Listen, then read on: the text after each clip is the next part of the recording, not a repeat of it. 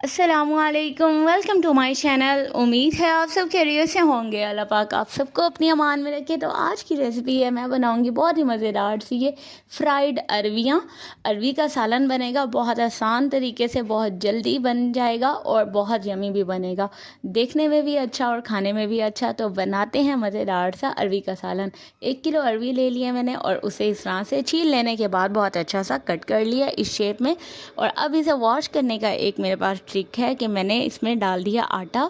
तकरीबन 4 to 5 tablespoon मैंने इसमें आटा डाला है और आटा डाल के इन्हें तकरीबन 20 मिनट मैंने छोड़ दिया था इस तरह से, बहुत अच्छे से तमाम अरवियों पे लगा के, और 20 मिनट छोड़ दिया था। और उसके बाद जब मैंने वॉश किया तो बहुत आसानी से जल्दी से ये वॉश हो गई थी, ज़्यादा लेस नहीं थी और ये बिल्कुल ऊपर से नीट हो गई थी आटा लगाने से। और सारा जो भी उस पर गंद लगा होता है, जो कचरा वगैरह, जो भी छिलके चाहे जितना भी उन्हें छील लें, तो वो छिलके बहुत आसानी से आटे की वजह से साफ़ हो जाते हैं। तो आप इस तरह से ट्राई कीजिएगा और आपकी भी बहुत आसानी से हो जाएंगी।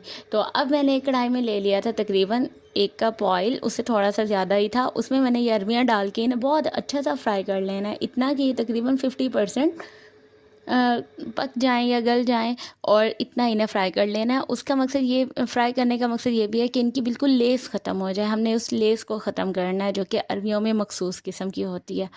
तो लेस तकरीबन इस तरह से करने से ख़त्म हो जाती है। और अब आते हैं अपने नेक्स्ट प्रोसेस की तरफ। जो ऑयल बच गया है उसी ऑयल में मैंने एक बड़े साइज़ का प्याज इस तरह से चॉप करके ऐड कर दिया और अब इसे करते हैं बहुत अच्छा सा फ्राई।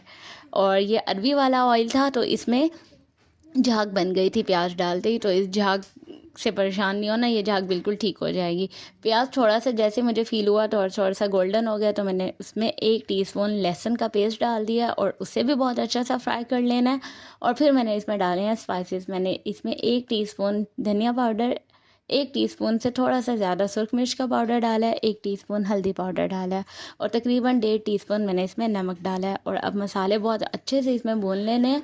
और फिर हम इसमें डाल देंगे टमाटर। टमाटर मैंने 4 अदद बड़े साइज़ के टमाटर लिए थे, छिलके उतार लिए थे उनके, और वो भी बारीक कट करके इसमें डाले। जैसे मैंने इसमें टमाटर डाले, झाग बिल्कुल ख़त्म हो गई और बिल्कुल मज़ेदार सी एक ग्रेवी तैयार होना शुरू हो गई थी। तो ये झाग से परेशान बिल्कुल भी नहीं होना, अरवी की वजह से थी, जो कि पहले हमने अरवी इसमें फ्राई कर ली थी। तो जी ये हमारा मसाला रेडी हो गया और प्याज टमाटर बहुत अच्छे से इन्हें गला लेने हैं और ज़बरदस्त सा एक मसाला रेडी हो जाए, फिर इसमें हम डाल देंगे वो अरवियाँ जो कि पहले ही फ्राई कर ली थी। और वो अरवी पहले ही तकरीबन 50% तो कुक हो चुकी थी। और अब इसमें जब डाली, इसके साथ मसाला भी बहुत अच्छा सा इस पर मिक्स हो जाएगा और जी ज़बरदस्त सी अरवी तैयार हो जाएगी। और इसमें पानी बिल्कुल भी नहीं डालना, इसी दम में ही इसे पका लेंगे। जब इसे मैंने मिक्स कर लिया था तो इसमें मैंने बहुत मीडियम फ्लेम पे इसे दम दिया था। थोड़ा सा मैंने इस पर अचार गोश्त मसाला भी डाल दिया ताकि इसमें ज़रा अचारी सा टेस्ट भी आए और बहुत मज़ेदार सी मसाले वाली फ्राइड अरवियाँ तैयार हो जाएँ।